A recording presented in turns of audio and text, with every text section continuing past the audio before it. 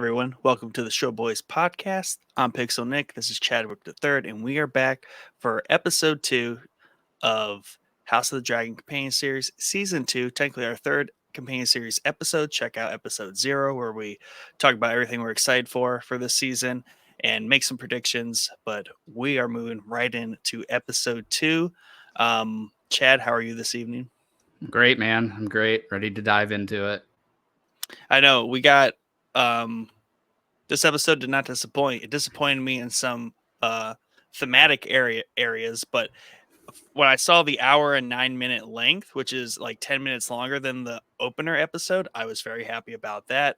I think that's a healthy trend in all these shows where they're just like the good ones. Make them as long as they need to be. And nothing more, nothing less. So if the second episode needs to be 10 minutes longer, I'm here for it. I was really happy to see that. Yeah, I agree. I think the need to fit into a 1 hour time slot is gone by the wayside, right? Especially on HBO. They've never really done that. Yeah. So these 45-minute episodes so that we can get 15 minutes worth of commercials in there and still hit that hour mark can get fuck them off out of here. Yeah, get them out of here.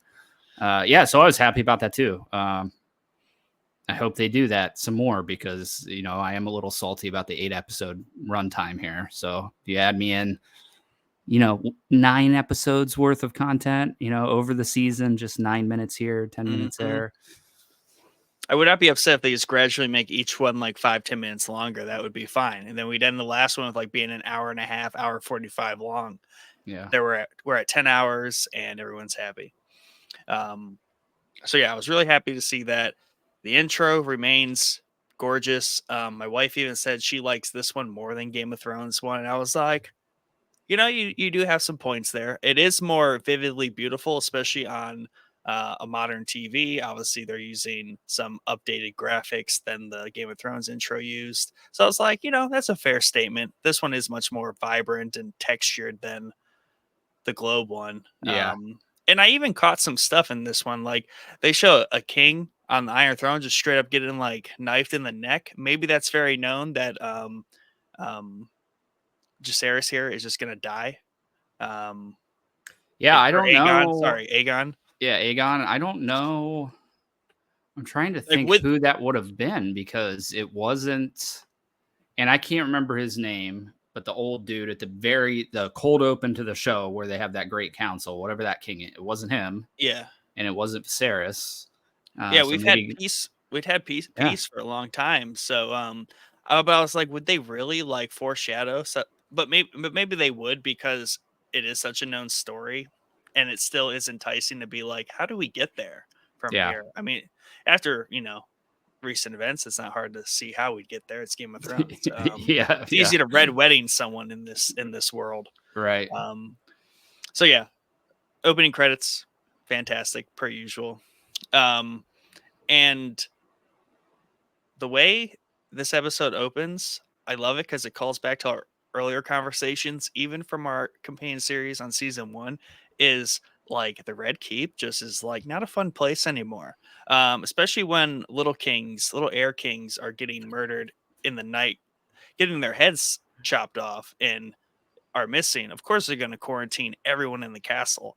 But the way they went about that scene was just very very good. It was very dark. It was very like kind of nerve-wracking, like sheer panic. And I also love how they even said in this episode, we are, Aemon's been king all but 5 days, right? And Otto's even like, you are seen as a weak king, and like all this stuff's going on. And this episode takes place like within hours of the last episode, and we are within 5 days of the end of season 1. So anyone that complained about time jumps, I don't know if you're getting any anymore because we're not skipping any time. It's just Nothing. like one continuous day-to-day panic mode because so much has happened in 5 days.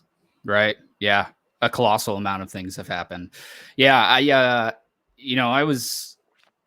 think at the end of the episode, it maybe shocked the people at last episode. The end of last episode shocked the people that didn't know that was coming.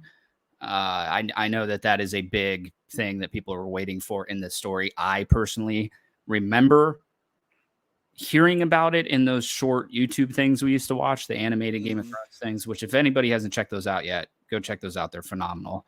I maybe would stay away from the House of the Dragon one, the uh, Civil War ones, because the entire story's in there. But I knew this was coming, and it was cool to see it finally pop off. And then the aftermath in this episode, I think, is phenomenal. Just the acting through and through from scene to scene is on point. And we had a couple predictions last week, or things that we were going to be upset about not being discussed that were discussed. So I'm happy Mhm. that it came out. Yeah, I'm at least happy that they addressed all the obvious things that you would think would happen. So I'm glad that nothing just got like kind of shoved to the wayside. Like they are definitely adequately exploring the story and writing it well.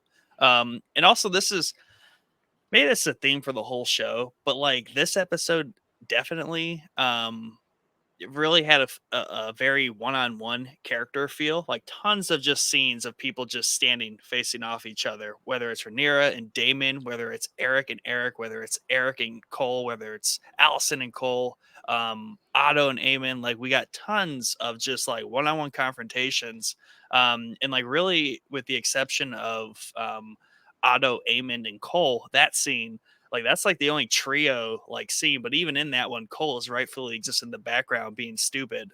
Yeah. So Yeah. this episode was just like a ton of just one on one. Alicent and her daughter, the Queen, also all good interactions. So I felt they did a good job just kind of exploring where everyone's interpersonal like relationships were with everyone post like the child being murdered, Yeah. which impacts everyone. Right.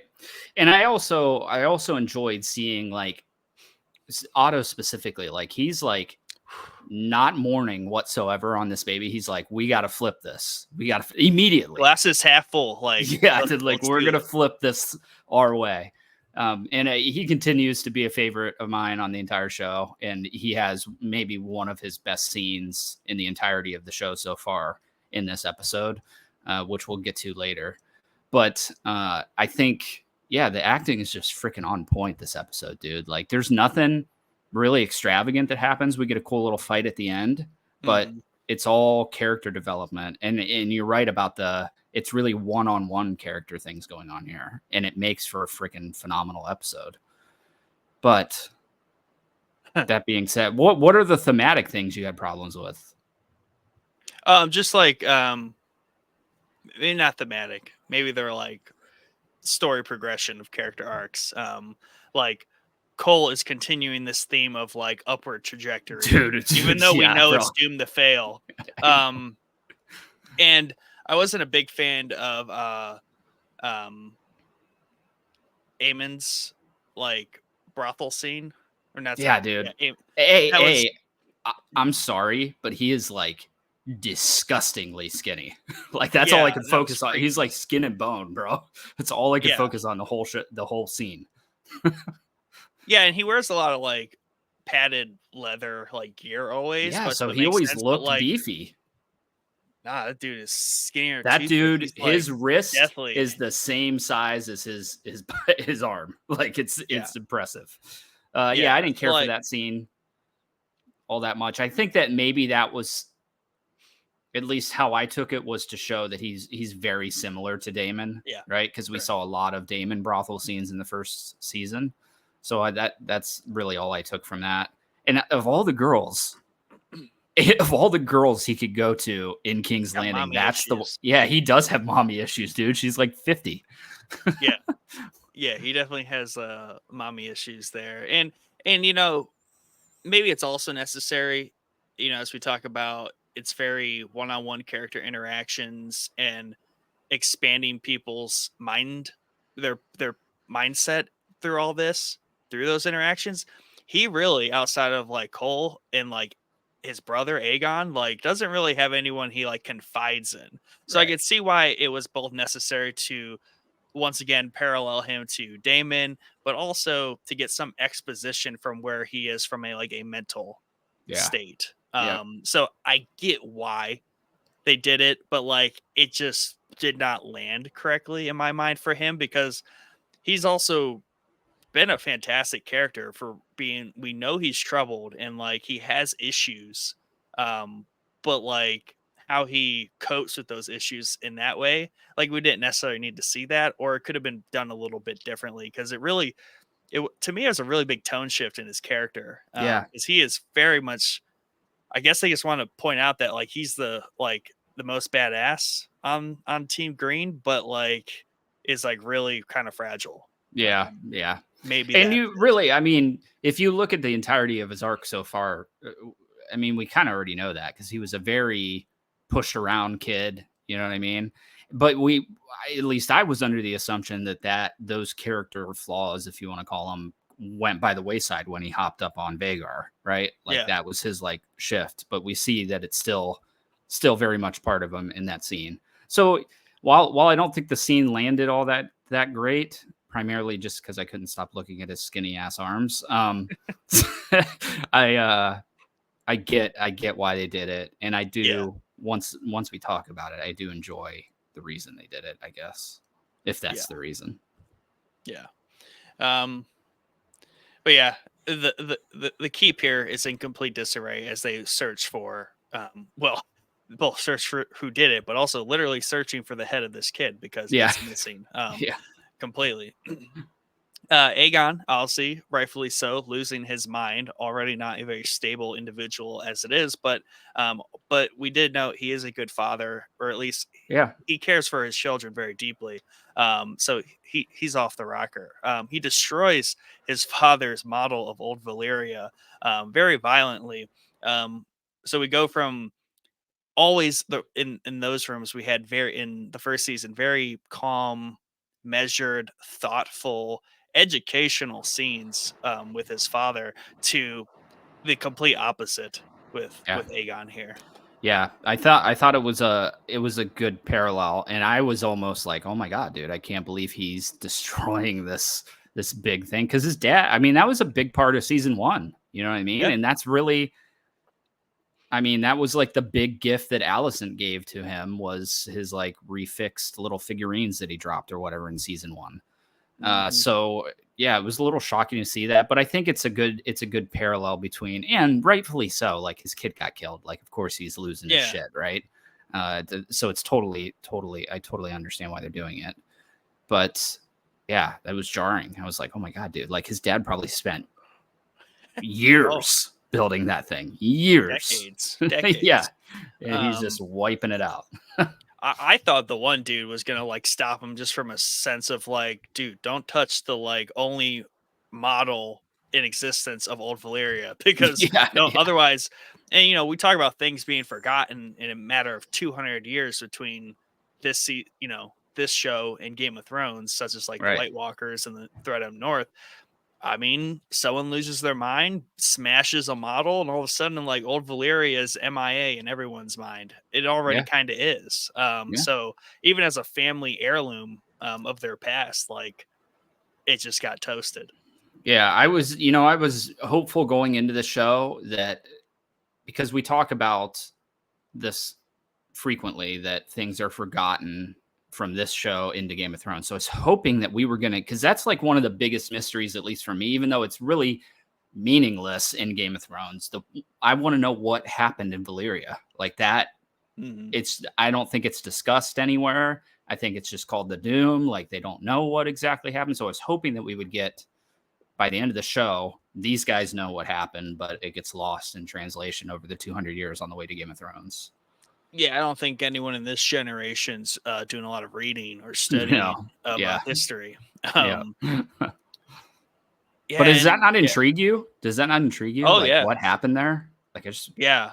In turn, I'm sure maybe it's explained somewhere in all of the writings, but being like an only like HBO show goer, which I'm proud of, and I like to keep it that way because it keeps it a little bit more fresh for me on yeah, everything, and right, it makes them make shows because I will have to watch the show to know anything. yep, Um, but yeah, I mean, I'm ready for it.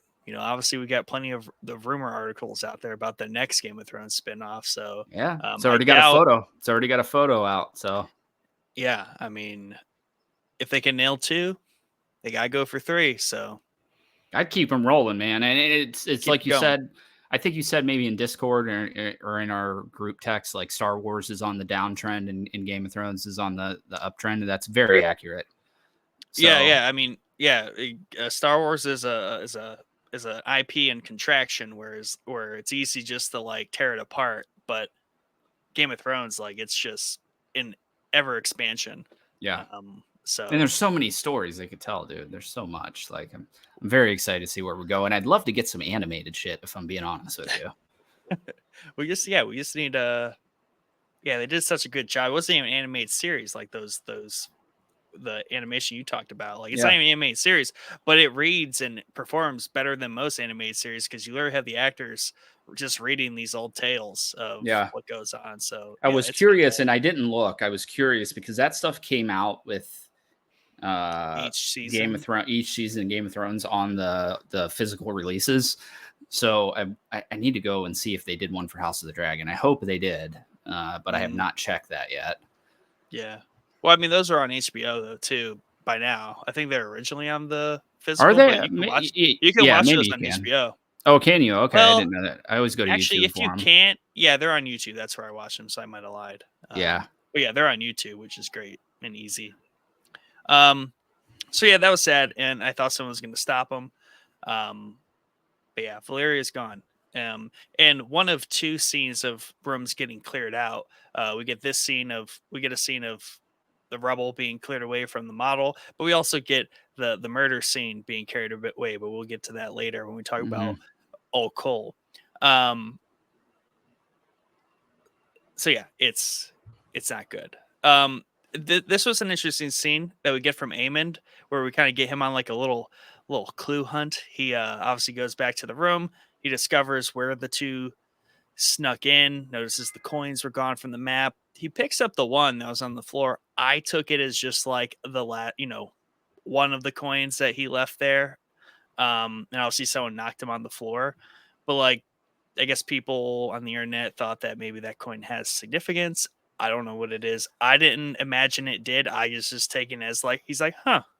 But they did focus on it too, and you They can see did where it was on. focus. Yeah, they did focus on it. I don't know if it's. I don't know. I The don't have only an the, answer. the only thing I thought while I was watching, I was like, oh, did he like drop a coin from Damon, and it was for whatever reason notable that it would have been Damon money, but Yeah, I it's didn't take either it as that that. or I don't know if like the royalty uses different coins compared to the peasants, so they knew like these people wouldn't have had this kind of, and it was a gold coin too, so I don't Yeah. know if that's what they were hinting at. That's how I took it, was it's just like, how did these people get Oh, that's a gold, good point. you know? But they were gold and silver on the map, but maybe they were all silver and there wasn't a gold one there in the first place. But that dude, I feel like wouldn't have dropped any money because he was definitely scraping up all the money he Yeah, he could. was. Yeah. Yeah. Um, so there's that. But yeah, the castle's in complete disarray as they search for the murderer. I love that we didn't get it to the full extent, but we got plenty of it, and that's Allison's guilt. Said in so many words, that is how she feels, and they did go that route with her. She is absolutely guilty for distracting Cole from his post. We get plenty of scenes of him also exploring his own guilt behind it. As it was said on the Team Black side, mistakes were made. And that Yeah. is definitely how Cole and Allison feel about their entire lives. Mistakes are constantly being made, and it's themselves all the Yeah, time. especially for Cole, man. Like this guy, I we obviously, if you're listening to us, you know we hate Cole. I can't stand him, and this is like a big episode for Cole, which sucks. Uh, but yeah, it just, every scene that he's in, he just reminds me, especially in the scene in the like diner with Eric. Yeah, Uh, he's just a douche, man. Like he yeah, reminds me of every it's terrible horrible. fire officer I've ever worked with. Like that's how they all are. Yeah, So you guys are the white cloaks, yeah, and you yeah. guys just have some real bad ones in there. Yep, always, always. So yeah, I just watching this, a lot of his scenes just made me freaking sick, and then it all comes to a head at the end of the show, which we'll get to. But it's just like that. Yeah, We can't catch a break away from this guy, man. He does all this screwed up shit and somehow keeps creeping his way up the ladder. I just don't understand. Yeah, and both of those characters have like a claim to some very dignified, honorable, holy thing herself to the gods. She suggested it was punishment, right? Gods were punishing her for her crimes. Her father didn't want to hear any of it. Oh, dude, I love that scene. Such a good scene, dude. She's Yeah. like, I have sinned. He's like, I don't wish to hear it. Yep. She Keep just it to leaves. yourself. That Keep whole it to that yourself. whole scene is phenomenal because she just gets shot down and through multiple different parts of the castle. Yeah, and this is why I do love Otto is he definitely has the long game. And I Yeah, was thinking about this too in reference to even maybe like our own country. Like our leadership of old, like 100 years ago, like people had the long game in mind, and at yeah, some point the long game goes away and we can't even get past like 2-year game or yeah, yeah. 1 month game. Right. And like this is exactly what he's experiencing. He's like, what is going on? He's like, this is not at all how we operate. And he tries to bless this wisdom on everyone. Allison's the only one that really listens to him, and she even listens to him in this scene because she's about to start crying over spilt milk in the near term when he's like, let's just really try to focus on the long game here and not get all torn up about what's happening, Yeah. our problems, and like let's focus on not all dying. Might Right. be a good start. Yeah, he definitely has that long game in mind, and I just love that he immediately spins it. You know what I mean? He's not even doesn't even shed a tear for this kid. Immediately is like, here, we're gonna spin it, and it actually made me think about our world as well. Like our leaders, something happens, right, and we're told one specific way, like this is what Yeah, happened. So it made me yeah, think like how much stuff has happened where they were like, no, no, no, let's do it this way because then we can get this end goal. Yeah, I love that that whole scene. And I want to know, like, is it Helena is the king or the yes, queen? or Is the she, queen. Yes. what's up with her? Does she have like something wrong with her? Well, I mean, I think she definitely has some inbreeding issues. Is that what it is? Okay.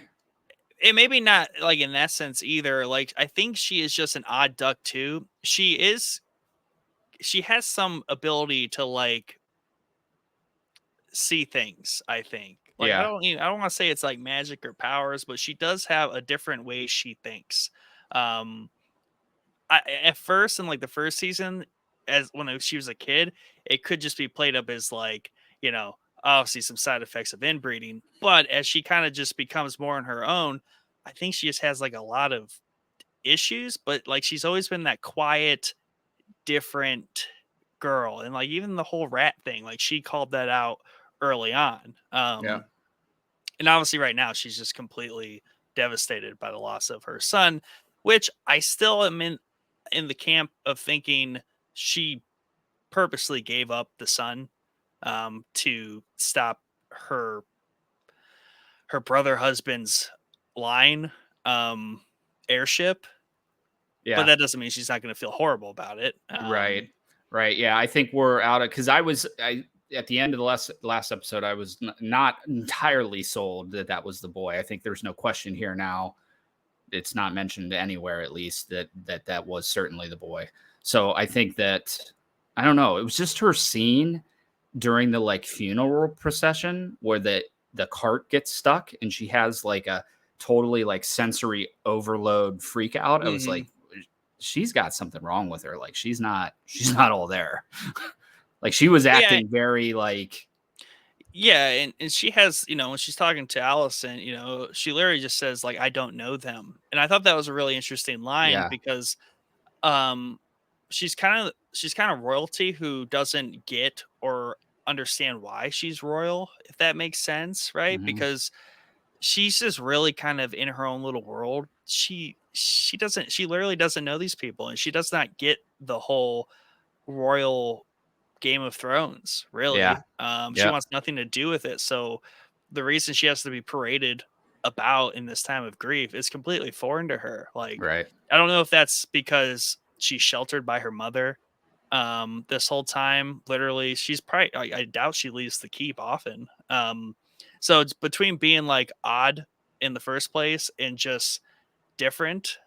I don't think it all stacks well with being like a royal, especially in this Right. situation. Yeah, yeah, you're probably right.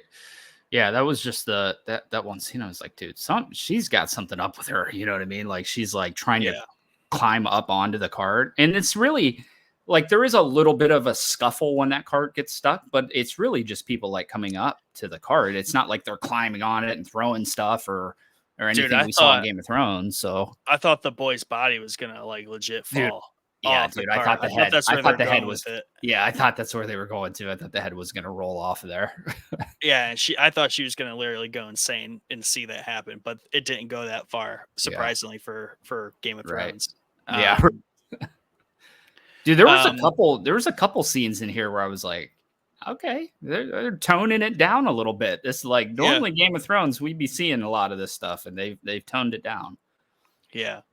Um, so after we see Otto here and talking with Allison, we get some small council activity. Clearly, it's like the morning of. Everyone is very tense. Aegon is very furious. Naturally, he literally blames everyone, even anyone in that room. Um, Christian Cole, and this is where I thought this was right at the moment. I was like, okay, this is either where we get it or we don't. And this is when Christian Cole, like, he even turns to him, is like, where were you? Like, Yep. WTF, bro? Like, you're always around. Why weren't you around this time? And he just is like, I was abed. Um, Yeah.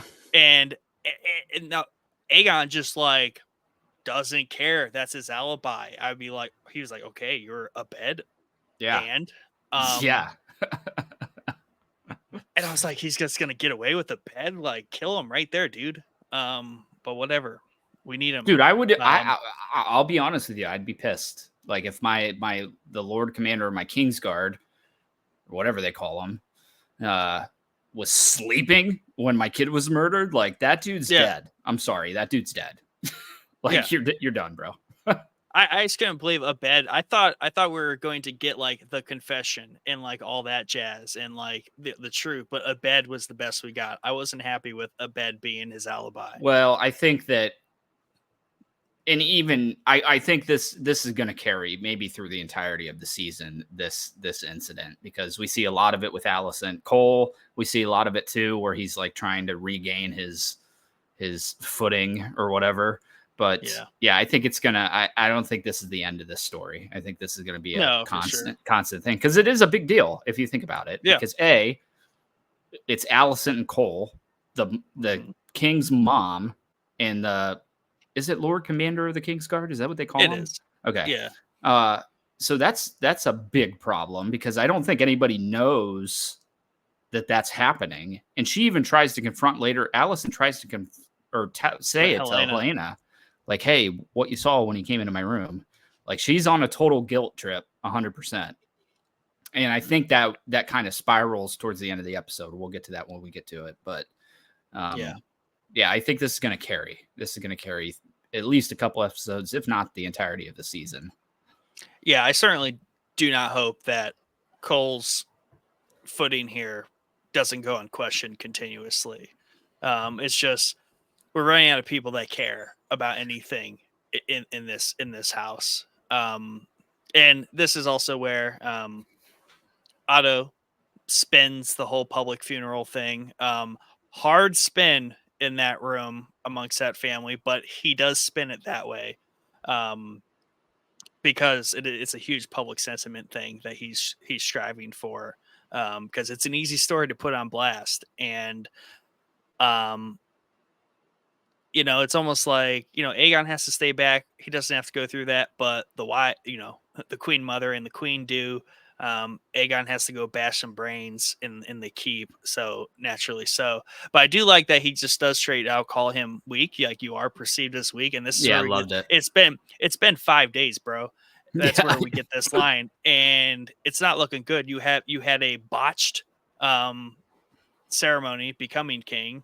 yep. Um, your heir is now dead, assassinated in the night, and it's just not looking good. So he's like, we need something here, and this is a very good opportunity. So props to Otto for spinning that while everyone is like in sheer panic because Cole is like on pins and needles because Yeah. he probably does think he's about to get murdered. Um, Allison is just in the dumps still, but she's Yeah. starting to come around. Um, Aegon is off his rocker completely. We do get a little bit of Laris in here as he walks in and does say, "We have found the person," and he even had the head in his bag. And Yeah. it was a gold cloak and all that jazz. So very quickly, um, he was blood was captured.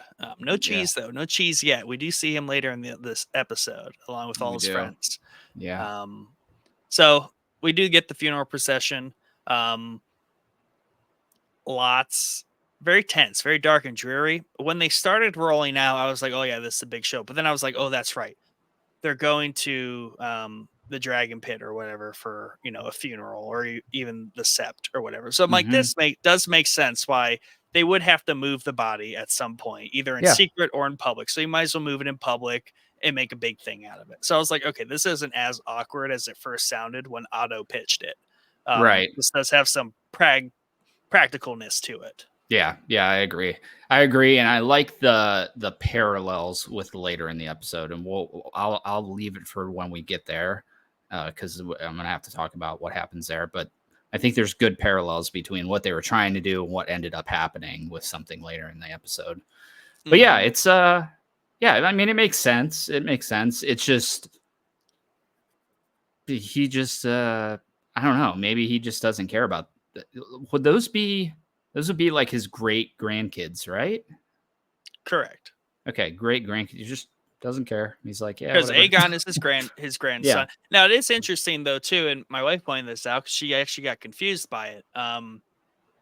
He does just say like it when he's trying to at least I think it was telling Allison like that's my grandson, talking about little Jaharis that died. Um, and she was like, wait, that's his grandson. I'm like, I think he meant great grandson. yeah, yeah. I think everyone just calls him grandsire. I think they just dropped the great greats in there. They just don't worry Right, about him. right. Um, Everyone's related, anyways. So Yeah, yeah, um, true. Yeah, there's like no need to get technical. Grandchild of some number of lineages. yeah. And even I would say even back in the day when people had kids much younger, and it wasn't nearly uncommon to be like 3 generations deep. People Right. aren't going to sit around and be like, "Oh yes, Great, that is great, my great, great great. great great Yeah, grandson." yeah, They're all just my grandchildren. yeah, So while that's going on, the funeral procession, um, and as we spoke about earlier, Helena has a little bit of a freak out. I'm surprised nothing more dramatic happened here, but ultimately they do garner the sympathy for them. And Rhaenyra, who we get to see later, like she rightfully confused amongst most of the population. They're like, well, that just kind of seems like a really dirty thing to do, like just sneak in and kill the who you claim to be unrightful king's heir. Why would you do that if they weren't the rightful king? And I was thinking more about this because this will come up later, but when Rhaenyra is talking to Damon about, what did you say? And he really beats around the bush and doesn't really say exactly what he says. And he does say a son for a son. That's the bit that we don't hear him say, but Blood says it, and it's the name of the episode. I'm pretty sure Damon meant the king. If you can't find Dame or Aemond, go find Aegon and kill yeah. him. A son for a son. He did not mean any son would do. Right, So right. Yeah, I think obviously, first off, the scene with Damon and Rhaenyra is phenomenal, and mhm, rightfully, I think Damon is like, this isn't my fault. And I honestly, I don't think it is his fault. Like, it's not like, yeah, he sent those guys there, but that their screw up doesn't make it his problem. But this is important because we're starting to see maybe a little fractures over on the black side after this yeah, incident. And we were talking last episode, they are one head, you know what I mean? They're together through and through. And now we're getting maybe a little fractures here, even between the two at the top. with Yeah. this entire incident. So I really liked that they showed that because we needed something over there because they're Yeah. they've always been Too strong. together, too strong. So yeah, I enjoyed it. I think Rhaenyra's acting here is phenomenal. If I wasn't sold on her being Rhaenyra compared to the younger actress, I am now. I think she's great.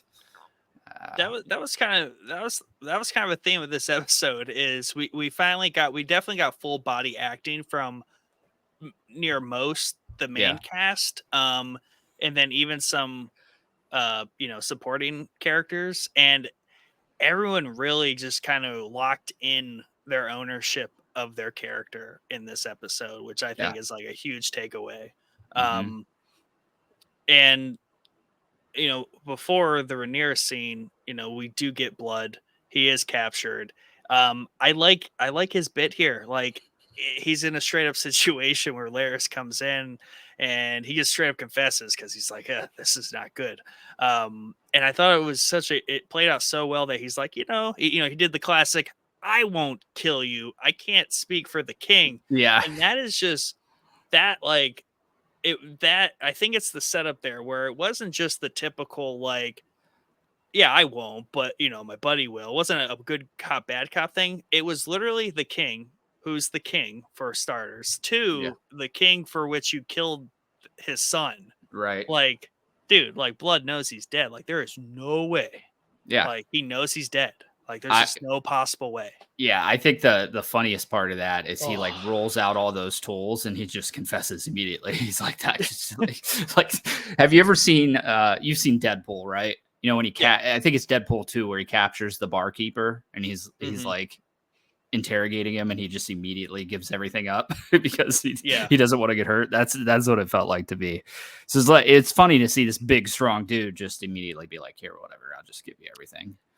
Yeah, and this was probably one of the moments where you felt they held back as Game of Thrones. So I thought Yeah, we were going to get him completely, get his skull bashed in, and probably just bashed off because it'd be fair for ripping that kid's head off. Like yeah. just bash your skull to oblivion. But we didn't. We didn't even see any violence. It was just suggested. Well, It maybe was like a a half hit. second hit. Yeah, you got the hit. Yeah, Okay. this is definitely one of those scenes.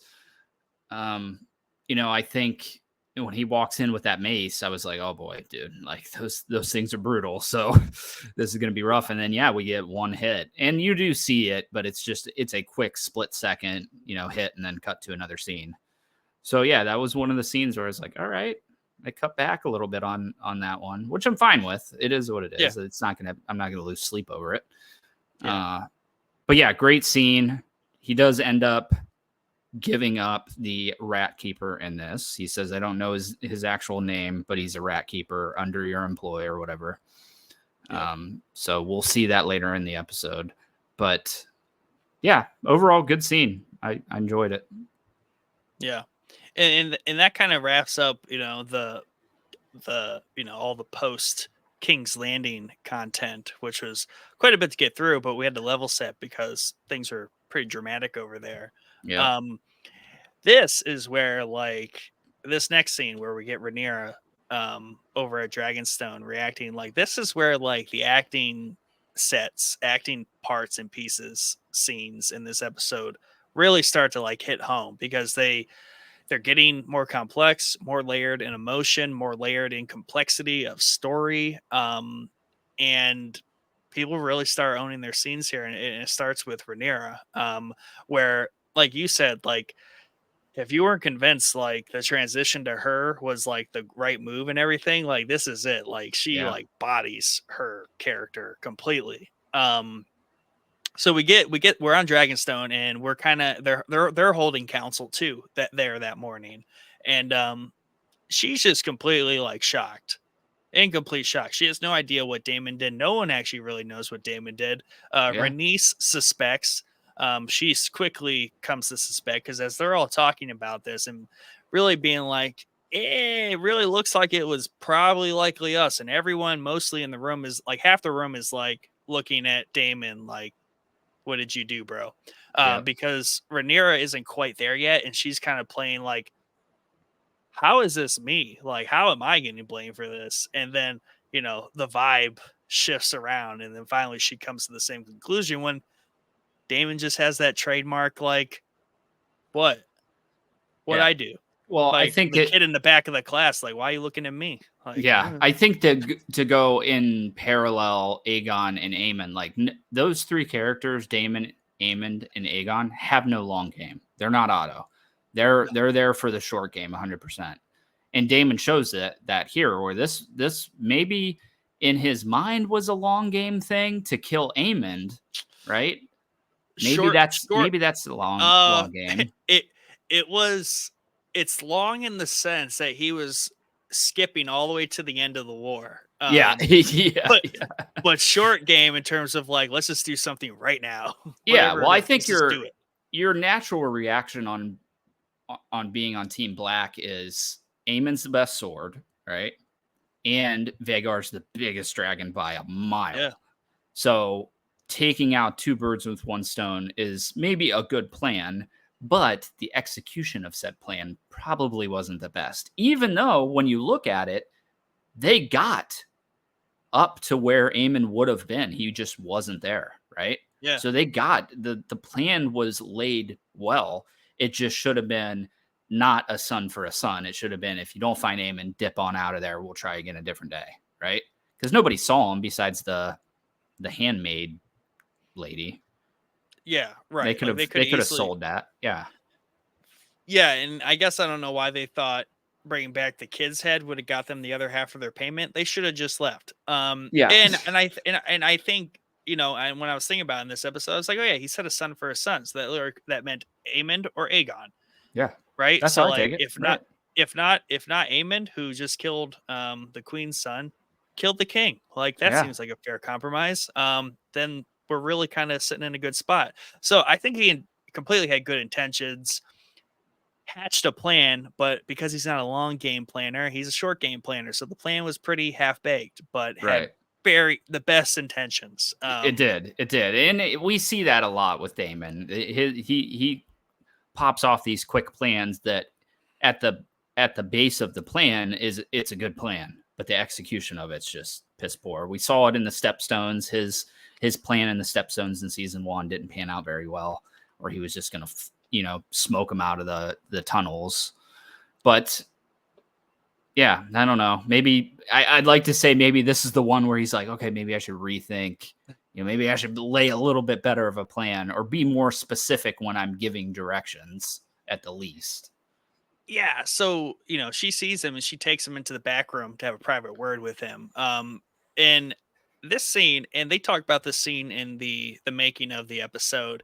And I really appreciate about this because we do have a female director, and it looked like there was a female writer in the room on this. And they do talk about how they did write this with like kind of a very more invigorated women's perspective on Mm-hmm. this type of situation. So we get Rhaenyra, who gets to have this very wide range of both emotion, but then also in acting and like how she feels about what is happening.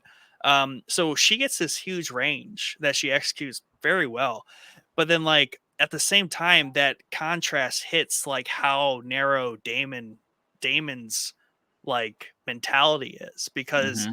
like you said, like did he like finally come through and be like, my bad, right, and like own up to it? He kind of just doubles down and does the classic Damon thing, and he just splits. He Yeah. says peace out. Yep. And they had a bit in there that was also interesting, how like it kind of explains why they showed Rhaenyra still at the castle playing with her children and kind of looking after her kids, where like he just hops on the dragon and like takes off about to go burn some shit down. So I thought it was Totally really cool ignores how, his daughter too, as he's walking past her, which I thought yeah, he's like a man on a mission. And yeah, and it looks like we'll see. Maybe I feel like this is going to be another moment of Damon where we're like, okay, here he is. He screwed up once, and now he's going to go screw up again because he's a hothead and he's going to go mhm. do something stupid. I hope that's not the case because I love Damon. Damon's the top character on the show for me personally. I think he'll do something stupid that will actually be a net positive for everyone. Yeah. He'll be like, "See, not bad. Everyone's still mad at me, but at the end of the day, I got one up." Um, But yeah, I thought this scene, their chemistry is just also So awesome good. because Yeah. when when she brings it to him, like unloads on him a little bit, and he like gets up from the table, knocking like the goblet over, and like he does the like almost like a swordsman like fighting dash dance. Like he does like a two-step like right to her face, and like she has this like perfect shudder of terror, but Yeah. then stands her ground. It So was good, dude. intense, Yeah. dude. Yeah. That In the little way, that little flinch that she does was freaking on point. Yeah. yeah, It's cool because Damon and Rhaenyra have really good chemistry in the show. The actors have really good chemistry as well, but so did the young actress for Rhaenyra and yeah. Damon had really good chemistry as well. So it's all melding perfectly here.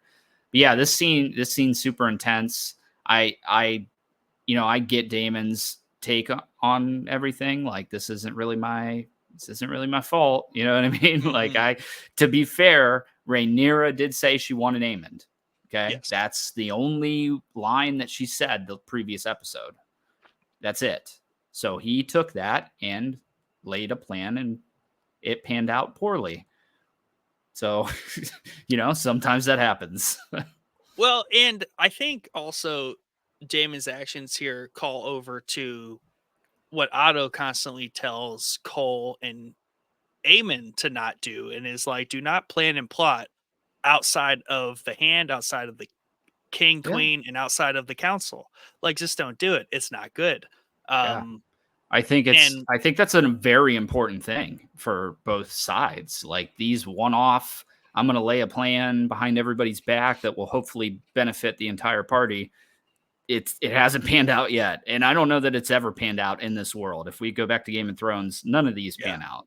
So it's important. Otto's at least got his head on straight, but Rhaenyra, I think, is in that same line of thinking. Like, why would you do this behind my back? yeah, because I think she would also expect him to appreciate her, like, the way she feels about it. Like, yeah, she said that, but that's not like an invitation for chaos. Like, Right. it's like, let's hatch a plan and like let's make this happen. I'm Yeah. dedicated to this course of thinking, but let's think about it still. Right, Um, right. And I don't know if and I think she takes this maybe personally because I don't know that she believes that Damon is totally sold on her being queen, right? And they talk yeah, about it in this scene where she asks him, "Do you accept me as your queen?" And I don't know that he gives her really a he does straight not answer answer. her.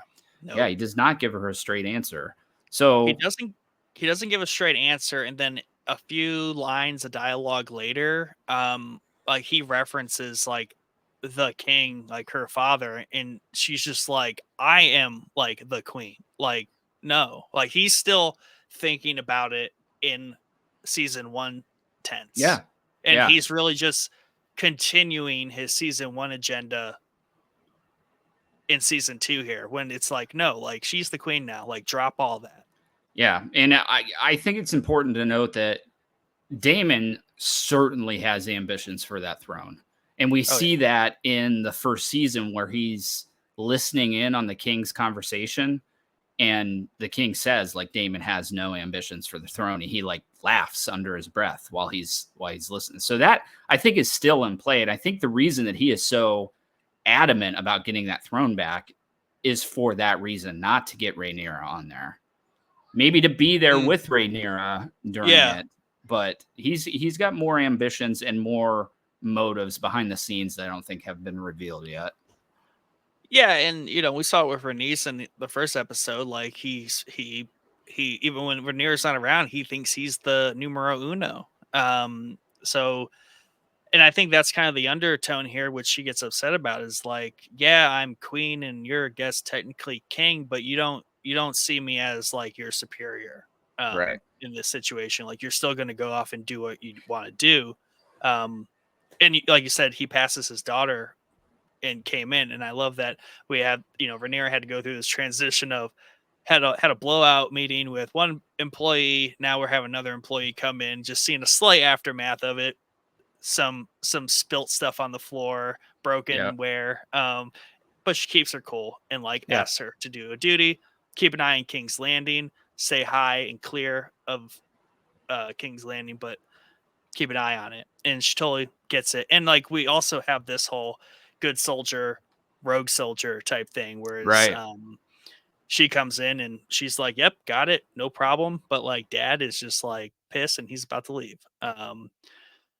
So yeah, Yep. Yeah. great scene. Yeah. And I will say, I don't know if it happens directly after this scene, so I might be jumping ahead a little bit. Still love Damon's I dragon, think. man. That thing's just badass every Oh time I yeah, see it. yeah, And that's his armor. later. Damon's But armor is so cool. no, yeah, we could talk about that because that's just like a one-off scene where we get the Yeah. conclusion to him in this episode. And I think, do you think they fixed the dragon here? I think they fixed it. Yeah. Yeah, I do. I think it took him I a think, little bit to figure out how this thing was going to move without looking too fake. And I think yeah, they did a good job in this scene. Definitely. Again, I don't know if the budget went up or they spent more time in post or they have more faith in the show or what, but I think the show looks significantly better than the first season. This yeah. season looks significantly better than the first season. Everything's way more cohesive in this Yeah, season. yeah, it is. And it's not, and I'm trying to think about it. Was there like a Shogun like grain problem with the first season where things were just a little too gritty looking in some scenes? Because I'm thinking that that was the problem that is Nah, maybe gone. maybe, but I don't think so. Maybe it was just like some posts that they were doing.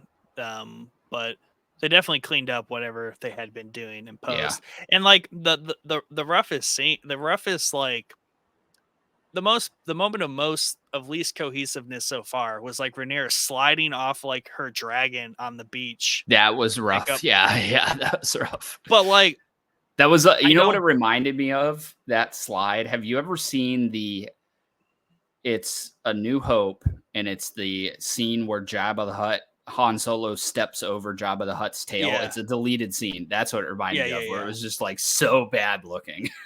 yeah, yeah. But like that's a hard thing to do too because Yeah, like yeah, she's sliding off of a CGI thing that's not even there. So right. I was like, I get it, but like it did look a little weird. But that was it. Like everything else is just like very well blended together. Transition from in the cave to out the cave, and then Yeah, the wide shot pan. Like it all just looks very good. And I think in season one, while we did talk about how good things did look compared to like Game of Thrones, the large pans like still things that were not cohesive between like the castles and yeah. like what was in the foreground. It was that new like 3D.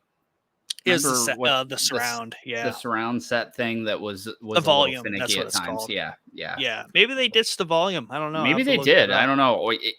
They or they got better with it, which is maybe the Well, more likely scenario.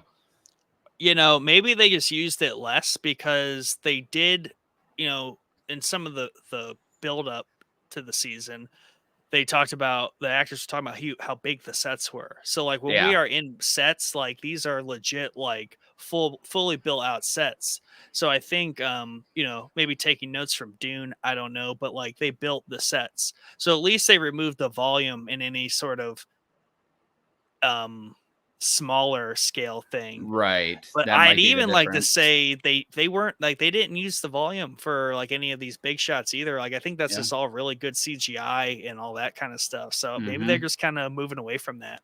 Yeah. Yeah, it could be. And I think those scenes are probably the ones that stuck out the most in season one. Yeah. Or when they used that, whether it was on Dragonstone with the castle in the back. There was a lot of weird stuff in season one that just didn't look right. And you're right, it does seem like it's gone here in season two, so far at least. Dragonstone looks way different because Yeah. the Dragonstone scenes they use the volume a ton to project everything in the background, and Yep. now it doesn't feel like that at all. Though we haven't No, had a lot of walking, like we've that's all been true. very much in the air, Yeah. but definitely Yep. improved.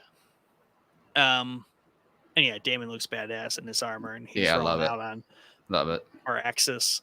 So we get a really interesting scene, which I don't know why I liked it so much, but it was Rhaenyra and Massaria. So obviously Damon splits. He didn't even like let Massaria go, which was part of the Yeah, which deal. I It thought doesn't was even such a shitty. Yeah, dude. um and maybe that's the point in the scene. Like it was basically Massaria and Rhaenyra.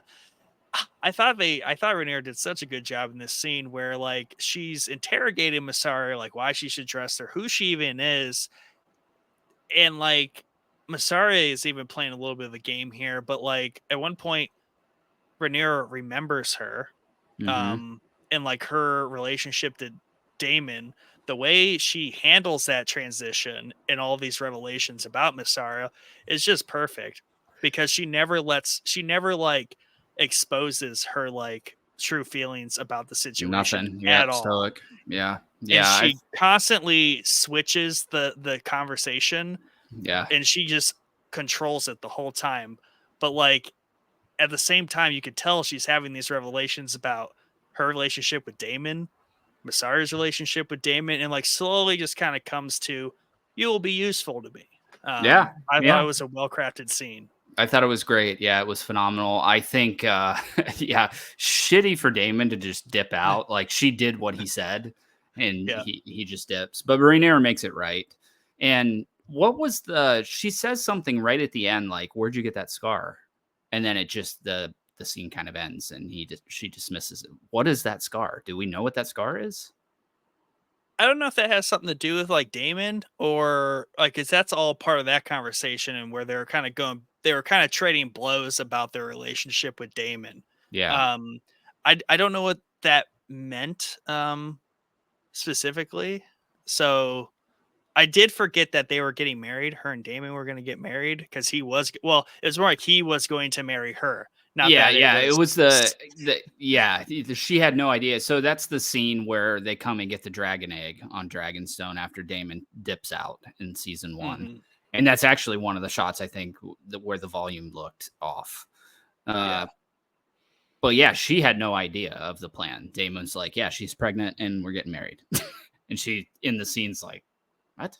Like, Yeah. I didn't know this. So yeah, I think it was cool to see Rhaenyra kind of remember that scene, remember all that because that happened in the younger years when she Hmm. had the younger actress. So it was cool to see all that. I was just curious about that scar, and I was trying to think like I don't remember that scar being a thing in season one or something happening to her that she got scarred up. So I don't know if there's more to that or it was just a one-off scene. It seemed like it was important because she was like, "Where'd you get that scar?"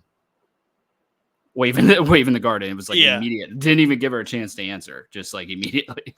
Well, I think it was a rhetorical question for sure. Like it was more of it felt definitely felt like a low blow. Yeah.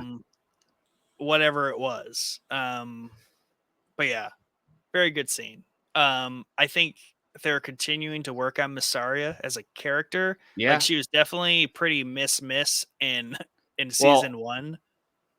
I will say her accent in season two significantly better than whatever the hell she had going on in season one. And we talked That about is it in true. the companion series. Like her accent was awful in season one, and it's She definitely not. curbed it. Yeah, So she I wouldn't either even. took some lessons and got that accent down or changed it up a little bit. I have to go back to season one to see if it's the same, but it is not as offensive as it was in season one.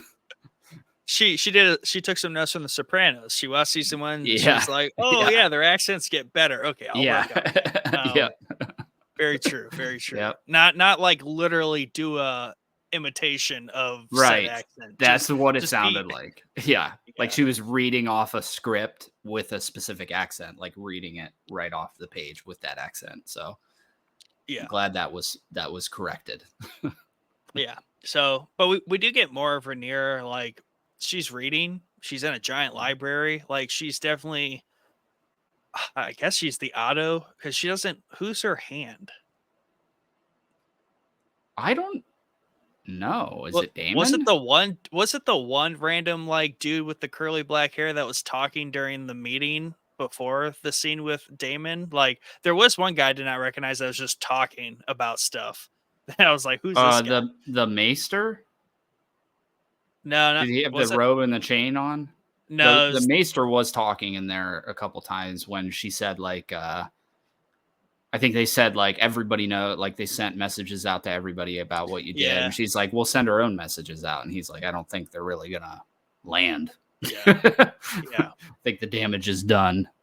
Yeah, I don't know. Yeah. I have to go back and watch the scene and see which one. I don't know if she has a hand per se. Yeah, maybe it's supposed to be Damon. Maybe it is Damon. I don't know. Yeah. Not no more. Oh, she needs No. a new hand. This Yeah. this is the episode of new hands. Yeah, it is. So yeah, so great scenes on Dragonstone.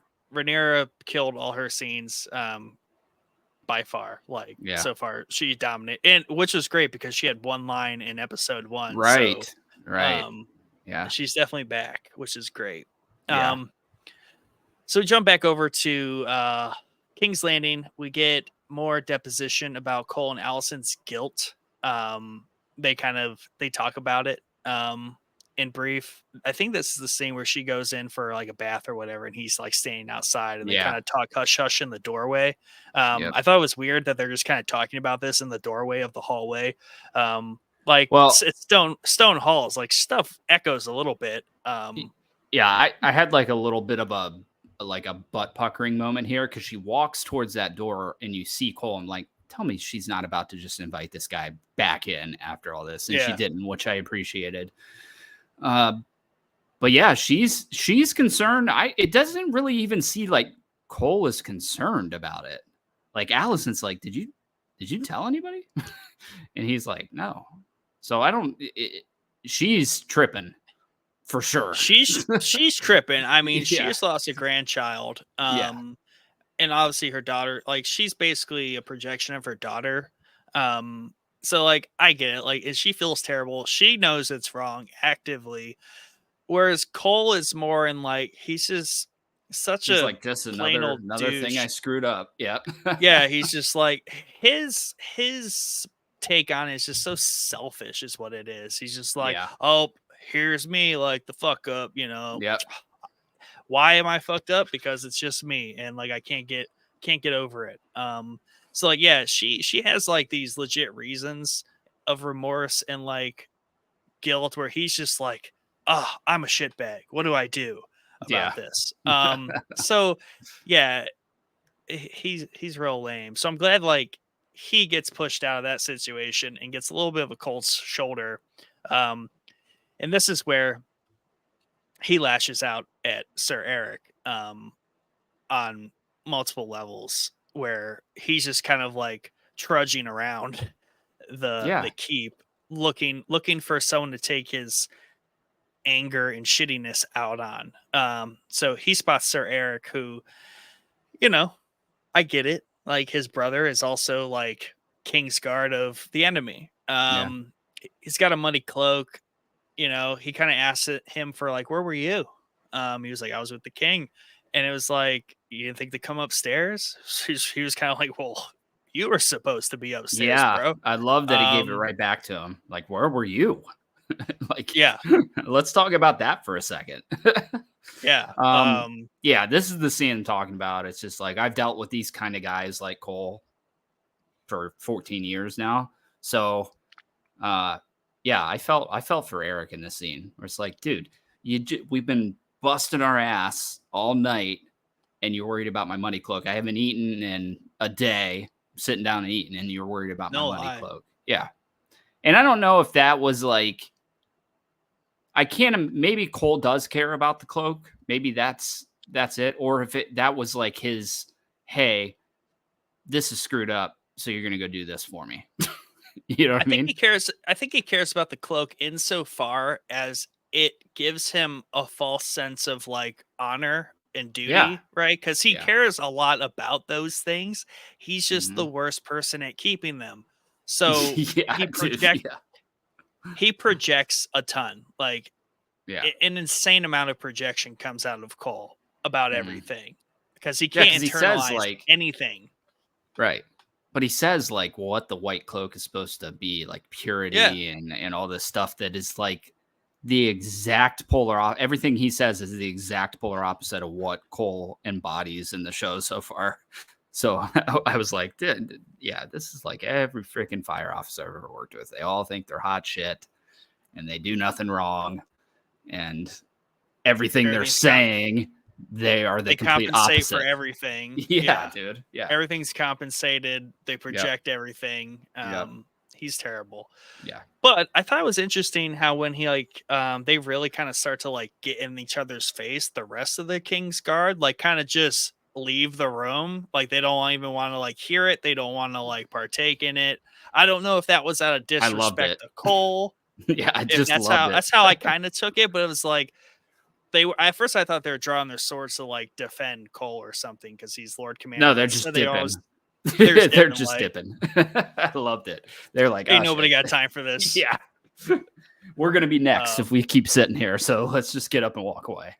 Yeah, it was kind of like the douchebag bosses on a warpath, so everyone just kind of like Yeah, leave. everybody go act like you're doing something. So he hatches half-ass plan once again. Just kind of took him around the corner from the one guy that was still standing there with his crossbow, just around the Yeah. corner in the stone hallways. It's like, Yeah.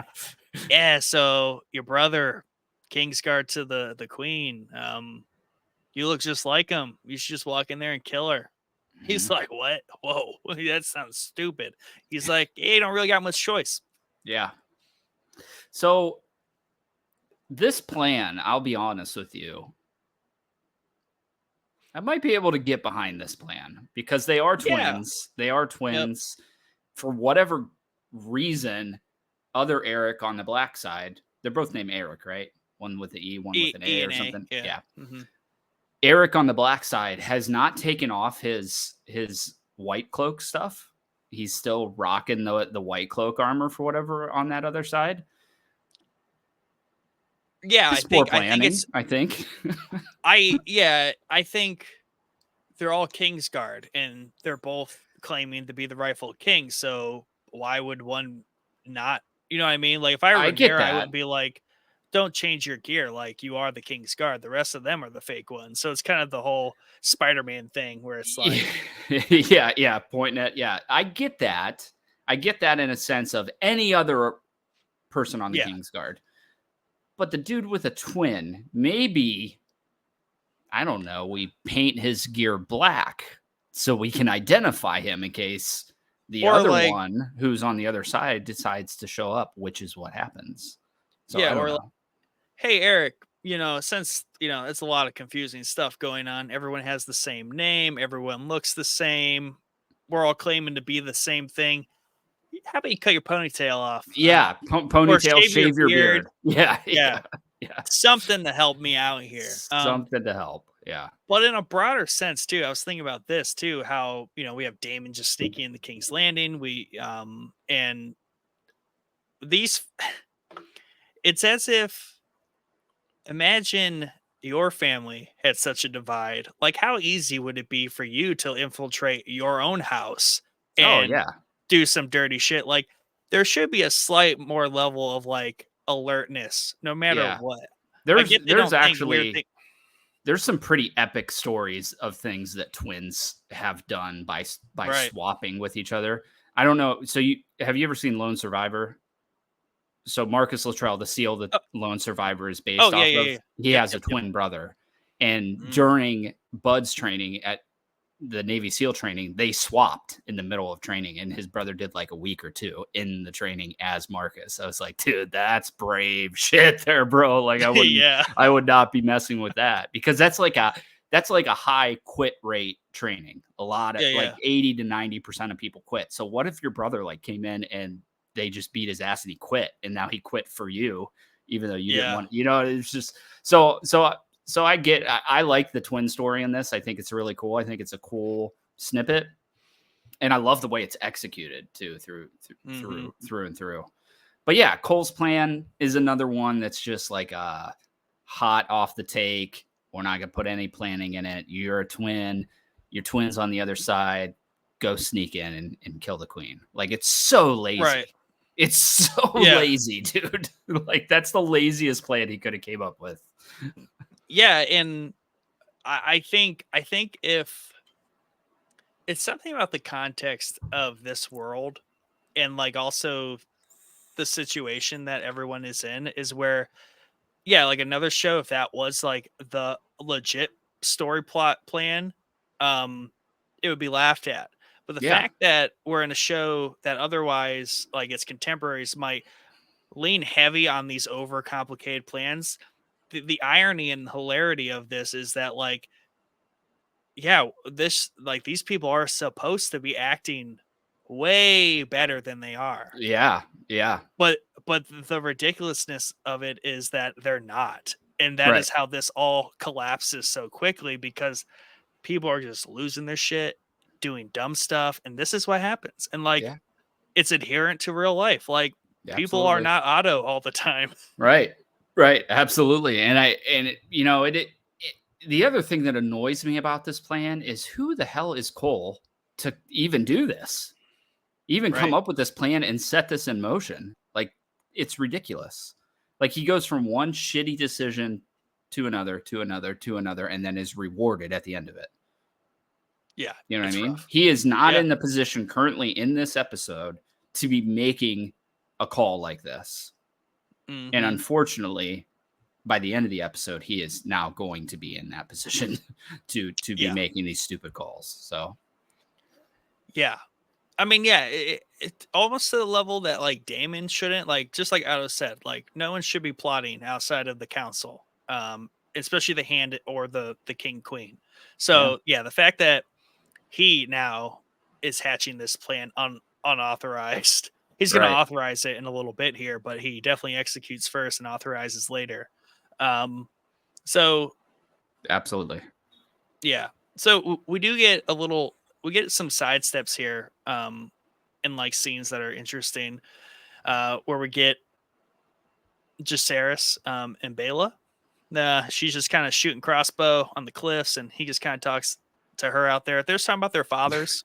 Yeah, but first off, Also, he the way pops his he head way too close, bro.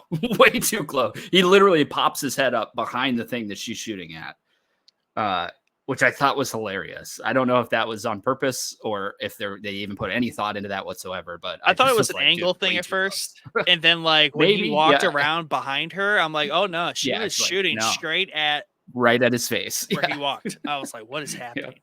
Um, but yeah, they have a little bit of character development here. Obviously, they're married.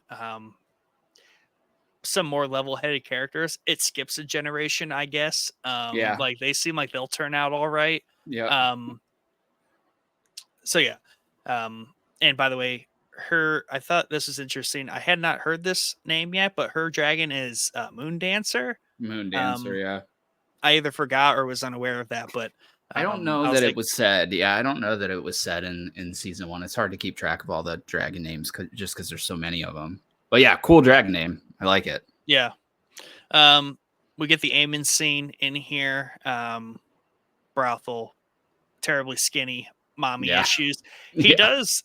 I, you know, they clearly for some reason are just reminding us of all these things the way he Hmm. feels, because a lot of this was like touched on and built throughout the first season, but this was just like a quick like, hey guys, remember, he isn't like as like badass as he portrays, Right. with all his Right. underlying issues. So It, for some reason they felt the need to highlight that in this scene. yeah, that's highlighted, but it's also I think it's also important to note that he does mention that when the assassins came, that's where he was. So that's important to note too. He was at the brothel. That's why they couldn't find him.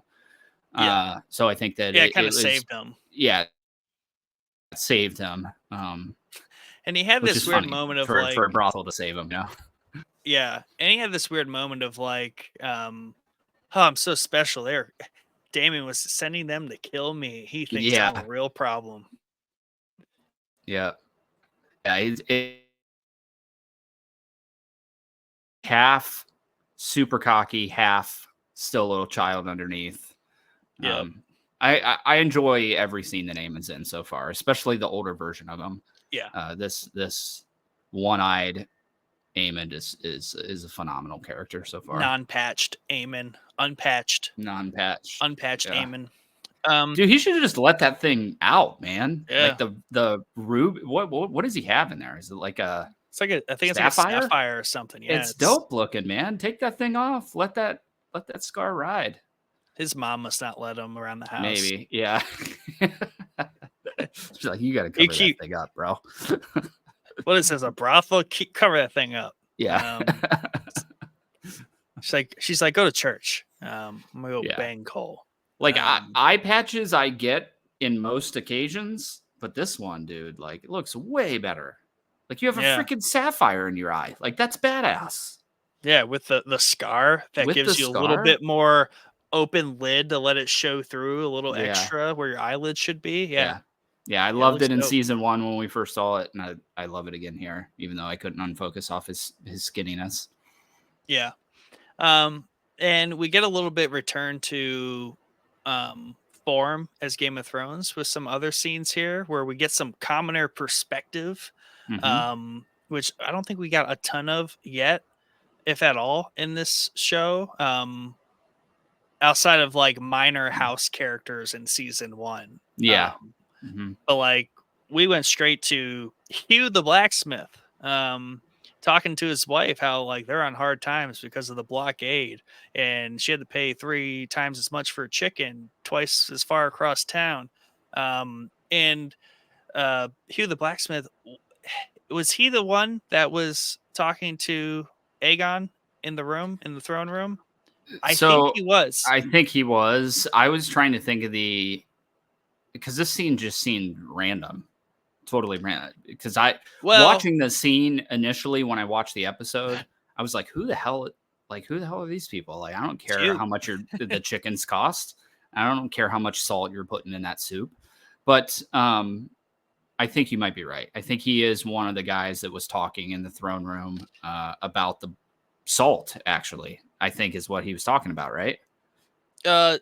Salt and like just stuff they need to make Yeah, blacksmithy stuff. yeah. And because he even says in that episode, he's like, or to his wife, he's like, the king has promised us payment, because Mhm. that was part of his request. Is he requested payment up front for these Yeah. things, not on the back end after they made them. So yeah, he wasn't completely random. At first, I thought, oh, like this guy's brand new. I'm like, wait a Yeah, so second, did I. no. Yeah, yep. I was like, he's talking about the king. He's talked to him. So Yeah. I thought about that some more. But also we follow this character to the gates, where people are kind of rushing to and in a little bit panic. And here we get all of the rat keepers hung and shown outside of the castle keep. And this is also a callback to when um, what's his name from Game of Thrones? Joffrey. When Joffrey? Joffrey is basically putting Stark's heads on pikes and hanging it from the castle ramparts. A little bit of a callback to there, but Aegon very much had all the rat catchers murdered that were Yeah. in his employment and hung outside, and Mr. Cheese was hanging up there with them. So this is actually one of the scenes I was talking about earlier I wanted to get to. And I love the parallel here because Otto lays this plan to get the common people on Mhm. board with hating Rhaenyra, right? Which is a great plan, executed perfectly. And you said even they start to be sympathetic towards the green side. But then Aegon goes and pulls this off. And he didn't kill like 3 of these guys. Like there's like 10 of them hanging up there. Like he killed 10, every 15 up there. yeah, he killed every rat keeper that was employee of the castle. So I love the parallel because do you think it's really that important to have the common people like on your side? Like you're in such a powerful position. Do you need their love and support in this world? Like I don't feel like it's that dire of a situation. I think from Otto's perspective, it's an important baseline to maintain because it just causes you more. I think from Otto's perspective, it causes more near term problems that distract you from the long game. So if you have to deal with the peasants day to day that are just disgruntled and whatnot, it's just a minor annoyance that can be Yeah. avoided with otherwise easy things like flipping the murder of your son into a public display of sympathy for your cause. So like to him, that's an easy play, and you know, if you can avoid not upsetting the public, you might as well.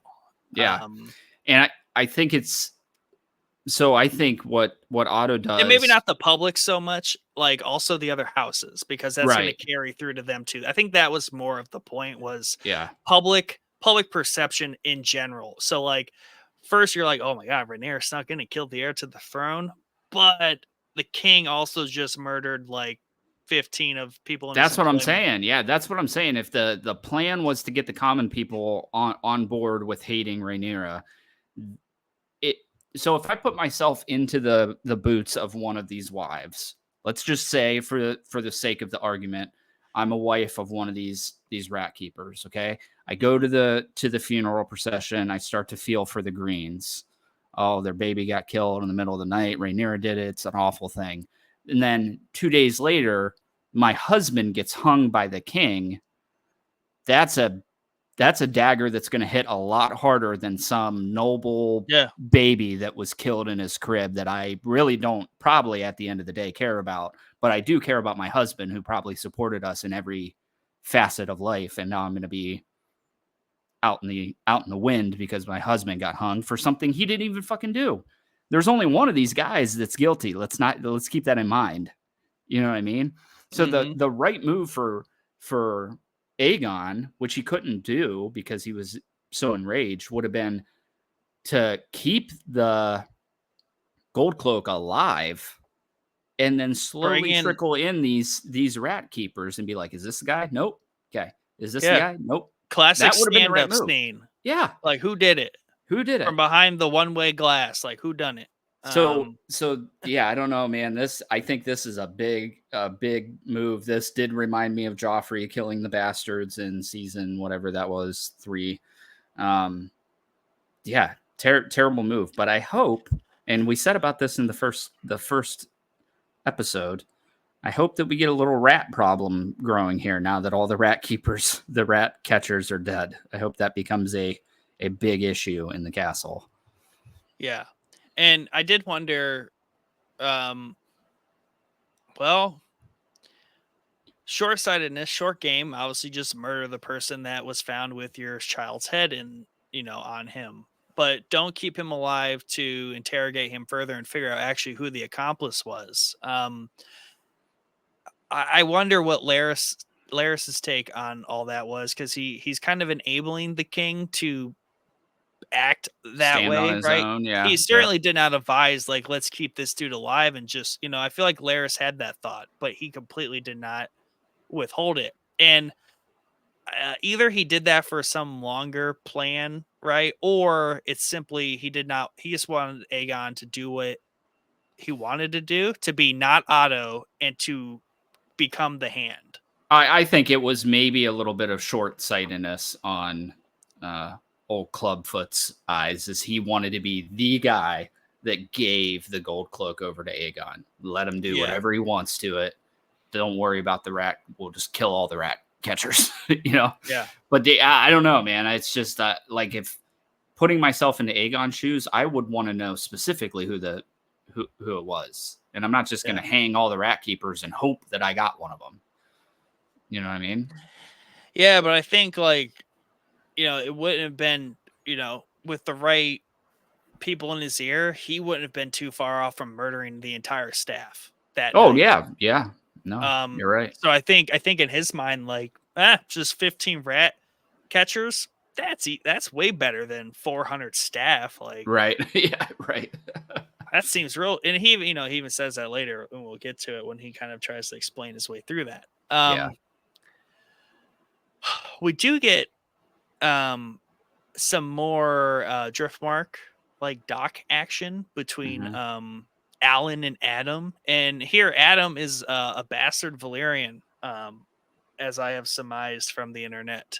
Um and that was and he goes and talks to his brother, Alan, who is from Assassin's Creed. I can't get enough of his voice every time he's Yeah. talking. Like, it's I Bayek. hear it I now. was like, Yeah, yeah. I guess I need a live action, like, Origins, and he needs to Yeah, be it would be Bayek. I sweet. don't care. Yeah. Yeah. I His definitely voice hear is it. so cool. Yeah, I definitely hear it. Now that I know that that's the case, you definitely can hear it. Yeah, so Yeah. there are these, like, are these gonna become major characters, these 2? because they're like seemingly it's just like a ship hand and his brother, right? Yeah, so as I've gathered it, Alan is the who saved obviously Corlys, right? Right. From death. Hmm. So he's owed. They are brothers. Um, but Adam here is a Valyrian, and I believe a bastard Valyrian. And the dragon he saw from the beach is Sea Smoke, who was Larion, the one that was married to Rhaenyra, who booked it.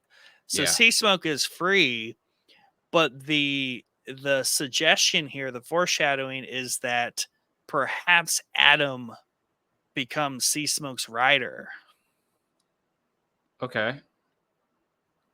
which needs to be explained. Otherwise, it's just very empty foreshadowing for anyone who does not know. But Does obviously, that? I think Yeah. Yeah. It is.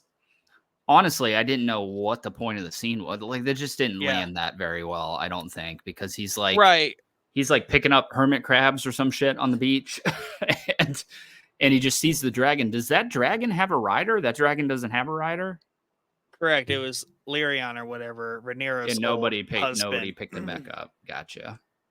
So he's just open, which if you don't know, I think from our perspective is like that's just a dragon that's just Yeah. patrolling, and Hmm. it's like he just sees it. Okay, Yeah. Like but I think he that's looked at it like he never saw a dragon before. That's what I was getting. Like he was excited yeah. his first time seeing it. But I think it's more looking at it like that's going to be mine kind of look.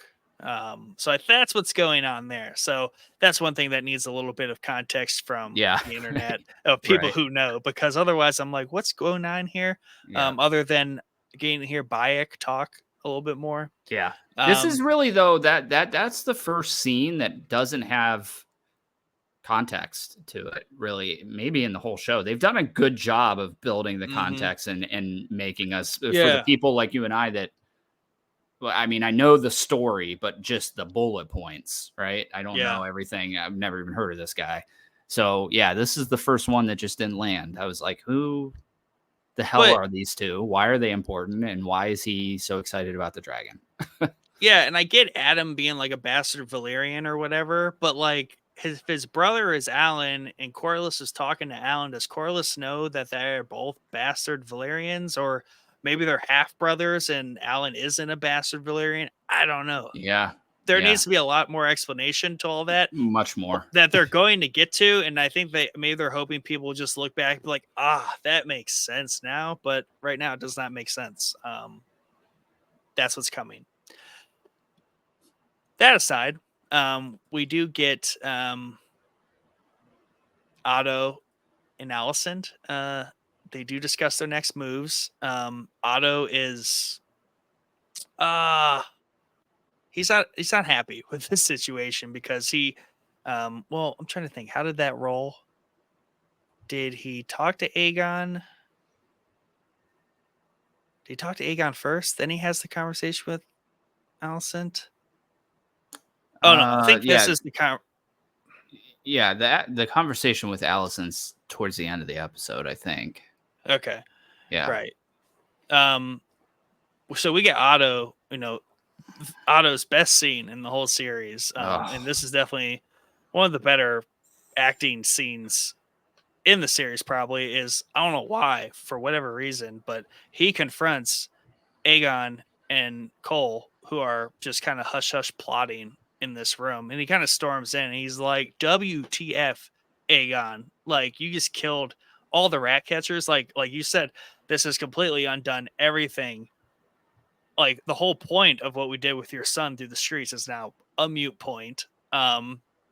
And he just kind of unloads. He kind of yeah. unloads onto him like a child. He does, man. He's And like calling him names and stuff. Like it's great. It's insolent, so good. insolent pup, Yeah, all yeah, kinds of little things. And that was a little painful because I'm like, no, I'm like, he's doing exactly what he hates. hmm Otto doesn't care.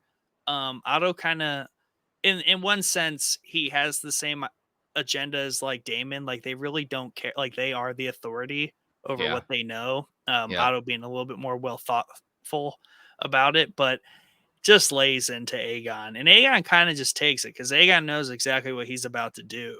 Mm-hmm. And Otto's acting was great up until that point because it was just awesome seeing him just like rip into it, kind of like we would have had the elder Lannister do to like one of his kids, Yeah. but even better. Yep.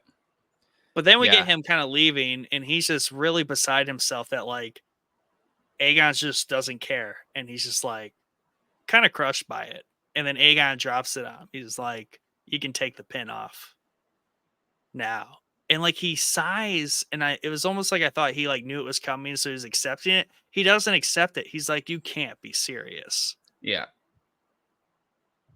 I Like, mean this scene, man, this might be for my money, this might be one of the best scenes in the entirety of the Game of Thrones world, to be honest with you. oh yeah, The acting, Otto's acting is so good in this scene. And I feel bad for Otto too, because he's always got the best intentions for his side in mind, and he just gets mm-hmm. fired from being the hand consistently. Now, that being said, Viserys fired him for being hand, Sure. rightfully so, because he's plotting behind his back. And really, Otto has done some pretty screwed up shit in the show. I mean, he's Mm-hmm. used his daughter as a tool to further his agenda through the entirety of season 1. So he makes some missteps here and there, or maybe overplays his hand a little bit too much. But yeah, dude, it was painful to watch him take that off and have to hand it over to Cole. And I love the way he did it, where he just throws it right at his feet, Yeah, and obviously it was devastating enough for him to be like, "You can't, like, you're seriously going to make me resign his hand to the king?" And then he's just like, "Just give it to him," and he's like Yeah. losing his hand mind. Like he's like, Yeah. "What?" Well, because he He's like, "You." knows that's a dangerous combo. That's a very, Oh very yeah, dangerous combo, because yeah. both of them are hot headed. Neither of them think things through. Cole, I don't even understand how the hell he even got to this point. You know what I mean? It's like this dude that we hate is just constantly rewarded in the show, and it really irritates me. But that's why he hatched his plan. He's like, "This is my in with the king," because he instantly hatches the plan, goes and tells Aegon to impress Aegon of like action. And obviously, I forgot to mention they already explained it to Otto because Aegon's like, "Cole here has done more than anyone's done, recently," and Otto's just like, "What has he done?" Yeah. Like, what could he have possibly done? Because Right. he knew it in his tone, like something so idiotic is about to come from this conversation. Like, I'm Yep. already so out of my mind about the rat catcher thing, but Mm-hmm. like, you're about to double down on me, grandchild of mine that I want to murder, probably. Yeah. Yep. Yep. Yeah. I feel bad. And this sucks because last time Otto was fired from being the hand, he was off the show for a couple episodes. You know what I Yeah. mean? So I hope that doesn't happen here, because he is Well, one of the most intriguing characters, I think. yeah, and I think, talking about his departure. So when he does meet with Allison, he does go and confide with her, and he kind of is like, "Hey, we're in like a kind of a shitty situation. We've been trying to get on the same page to control these idiots. I literally just got outed from like they're not listening to me. You asked me to help them listen to you. Well, now you are the only one that they're going to listen to at all, if at all." Yep. So he talks about going back to Old Town. He mentions for the first time his youngest son Darian, who's back in Old Town. So I do hope that we follow Otto in his journey to Old I hope we Town, do too. Yeah. and we continue to get some activity from him.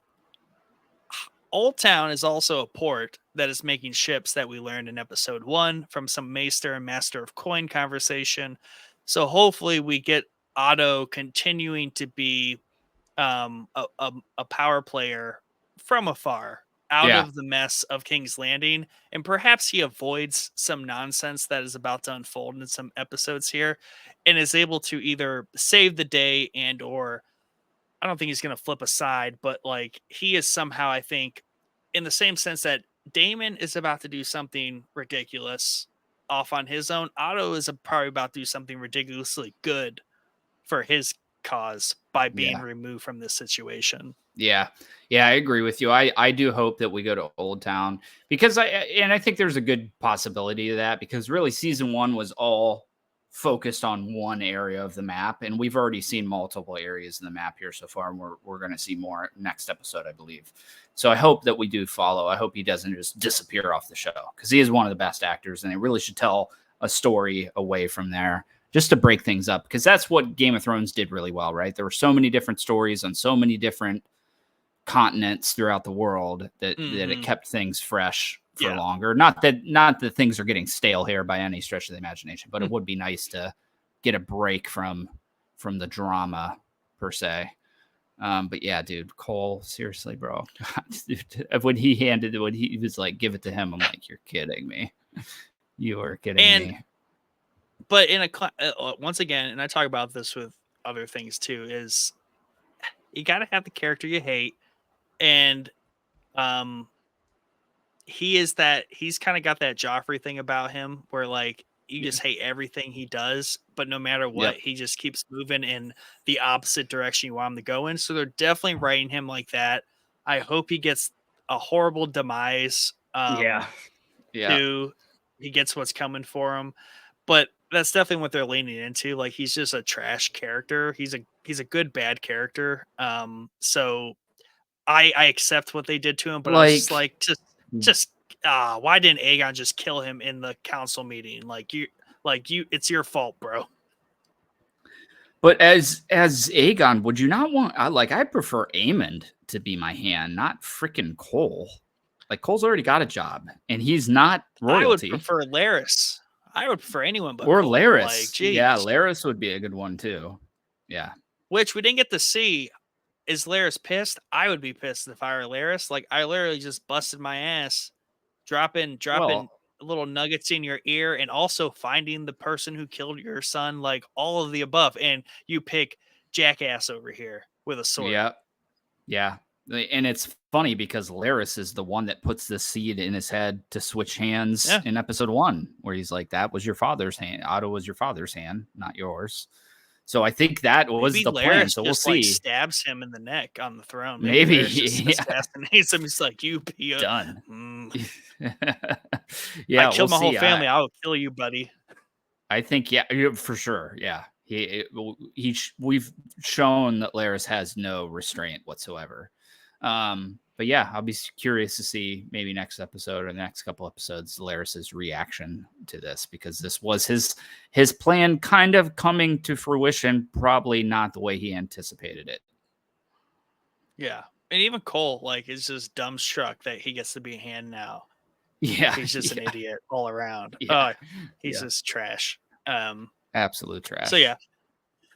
But yeah, Otto leaves. Alicent is left to basically be the only person that can hopefully talk any sense into anyone in her family. Interesting scene. She does go to talk to Aegon. I could not tell if her tone by her body language was that she was about to go in there and lay into Aegon. That didn't seem like the right move, or she was going to find him to like try to like talk some sense into him. Instead finds him like weeping. Yeah, this whole scene of Alicent is just phenomenal because every corner of this castle that she goes to, she's just getting. So her dad shoots her down. She's like, "I've sinned." He's like, "I don't wish to hear about it." She dips. Then she goes to Aegon. Yeah. Aegon's bawling his eyes out in his room. I didn't get the feeling that she was going in there to lay into him. Honestly, I thought she was going into her room and he was in there crying. But that's not what it was. So she just leaves without saying anything. And I think that the guilt is really building up at the end of the episode here, because that's obviously what she wanted to tell her dad. Like, I've sinned, like, this is what happened in this situation. Cole was supposed to be on watch or whatever, and he was in my bed. He doesn't want to hear it. Then she goes over, sees her kid, who this directly affected, bawling his eyes out, which is hard for any parent to watch their kid in that state. And then where's she go after that? She goes somewhere else. Oh, she goes to Helena, I think, right? I think she goes to I think she goes. Helena and is like, "Hey, what you saw in your room?" And she Oh yeah, is that scene? She's like, "Hey, yeah. what you saw when you came in." Maybe that's not that scene. I don't know. She went through like 3 or 4 different spots where she was just shot down. So I was like, this poor Yeah. girl cannot catch a freaking That break, that can she?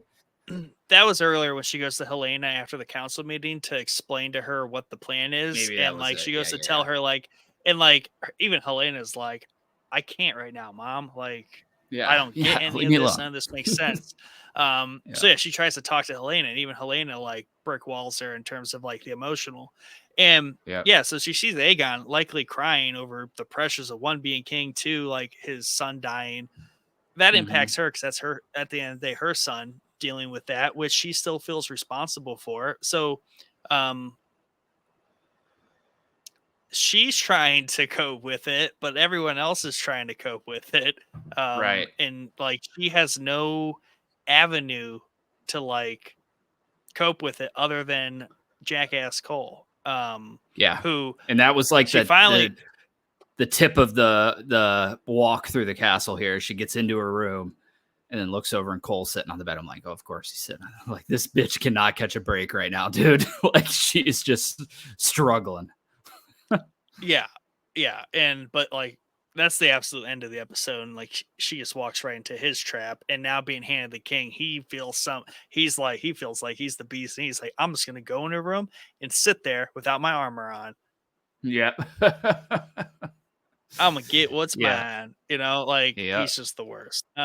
He is. But she goes into it. They try to fight, but they have some angry mad at each other sex. Outside of that's all the King's Landing nonsense. We do get the assassination attempt on Rhaenyra. So we do get Eric just hopping off a boat at Dragonstone, walking up the path, passing Massaria, um, the White Worm, and she Mhm. recognizes him Yeah. because yeah, she's all I interrelated thought to this that was going to mess. become a thing. Like I thought she was going to go back and rescue Rhaenyra and get in her good graces, and Well, that didn't there's a happen. couple ways I was thinking about how the timing of it went down. Obviously, he sneaks in. I did like that concept because he was actively avoiding his brother. Um, I think his mistake, even though she did tell some guards there, like, "Hey, that's happening." By the time they made it up there, like, I think there was a little bit of delay. Maybe that's what tipped off Eric. But I also think when his brother relieved the guard outside of Rhaenyra's room, he would have passed the Eric like out in the halls. He's like, dude, I just literally saw you walk in. So I thought Yeah. that was it, but maybe it was a combination of that plus Massaria telling the Yeah, because guards. we I don't don't know. see we see, and I don't know which is Eric with an A, the infiltrator. Doesn't matter. Um, Eric, we A see is the Eric. infiltrator. So Yeah, we see Eric kind of going through the castle trying to avoid his brother who's lurking around.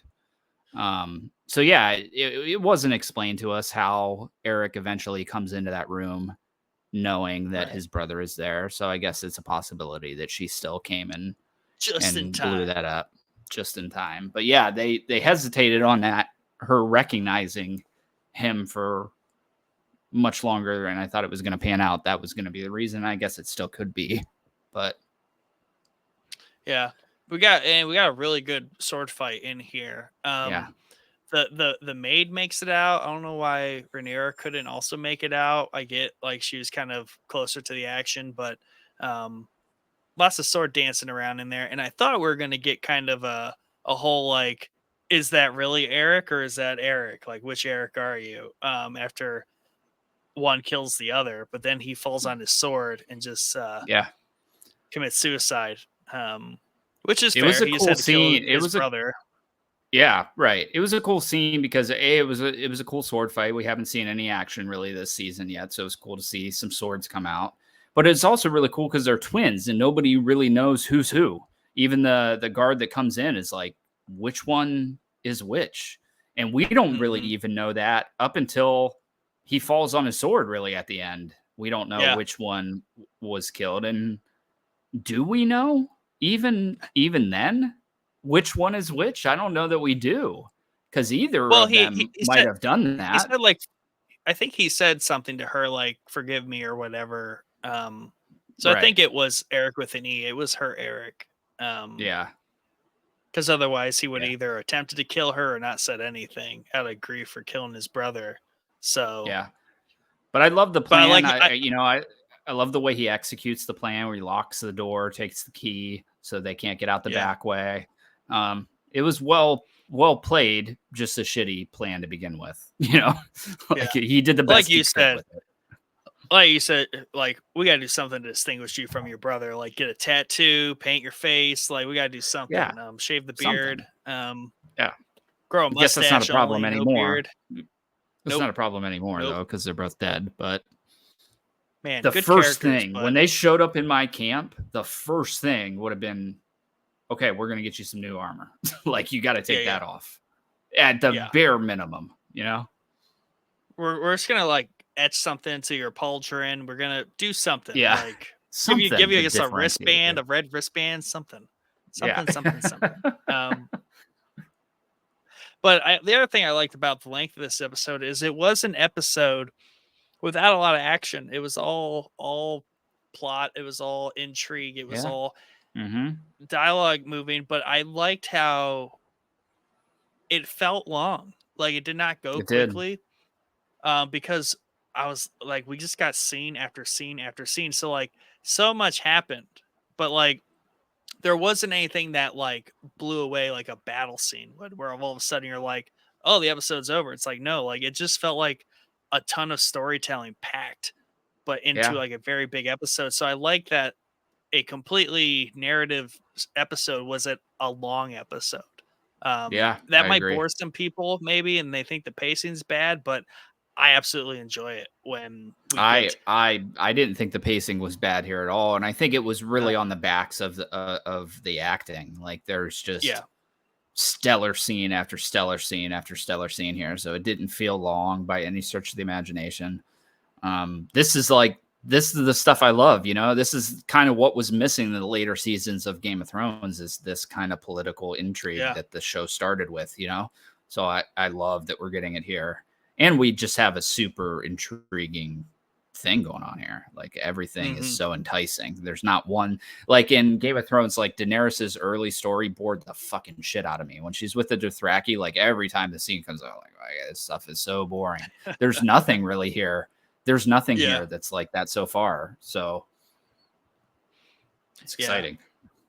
yeah. It's just I like it's a change of pace from being like, oh, this is a 49, 55-minute episode that's all just like dialogue scenes. Like, no, this is a hour and 9-minute episode of all dialogue scenes. Like that's good. Yeah. Um, Yeah.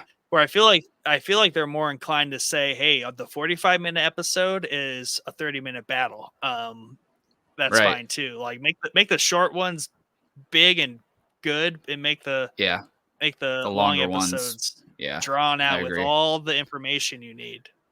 I agree because it can get, even though it's action, it can't get exhausting to have like an entire episode of action. You know what I mean? Yeah. So that's a good way to do it. And I think Game of Thrones has always done well with keeping the action scenes short and concise and doesn't take up the entire episode. There's still a lot of other stuff going on in it. But yeah, through and through, dude. Awesome episode 2. Love it. Yeah. Very good. And I like that we didn't just kind of like start with a banger, then like hit a lull. Like a filler Yeah. episode did not feel like that. Like they are Nope. maintaining pace. And like I said, I love that there was all but hours between this and the end of the last episode. So Yeah. I think Yeah. the pacing's awesome. I think maybe there'll be some room to like have the pacing change up because we have Otto departing and we have Damon departing. Like I don't know when we'll Hmm. see either of them yet, but I do know Aegon was screaming like it's war, Yeah. like I declare war. So nothing should be stopping Aemond from doing what he wants to do, Cole from doing what he wants to do. Damon's out there; he's headed straight for the Riverlands. I know that. He has to be. So I'm interested on what dragon gets to go to the Vale, because they said they'd support for a dragon. I don't know if they've said who gets to go to the Vale to hang out there, but No. Yeah, maybe that's not what yet. Damon's doing. I don't know. Maybe, yeah, it could be. I think he's probably going to the Riverlands if I had to guess. Especially Yeah, now, I since don't know. he probably knows like it's about to be war. So like the first place they're gonna go is the Riverlands, so that's where he's got to go. And he even Yeah. said like in his tirade to Rhaenyra, where it's like, I literally am raising an army to like go there in your name. So yeah, I want a Riverlands battle, episode 4 at the latest. Yeah, I think you might get it earlier. I think you might get some of it next episode. But yeah, I think the logical person to send to the Vale would be like one of Damon's daughters that has a dragon. Like, but I am excited where we're splicing off here, because we do have a chance to tell some different stories in different parts of the map, which I'm excited about. Because season 1 we got virtually none of that outside of the Stepstones. But yeah, we got Damon going to the Riverlands, King's Landing. Yeah, yeah. But we can hopefully tell some stuff in Old Town, which is cool, because that's not really a place that we've seen a lot of. We've seen a little bit of it towards the end of the original series, but yeah, I just want to see what's going on over there and how things have changed, or how things were per se, because the Hightowers mentioned in the original series? I don't even think they were mentioned, were they? No, I don't I remember them being ever like a being net discussed. new house to me for Yeah. this. Yeah. I think they lose, but whatever. Yeah.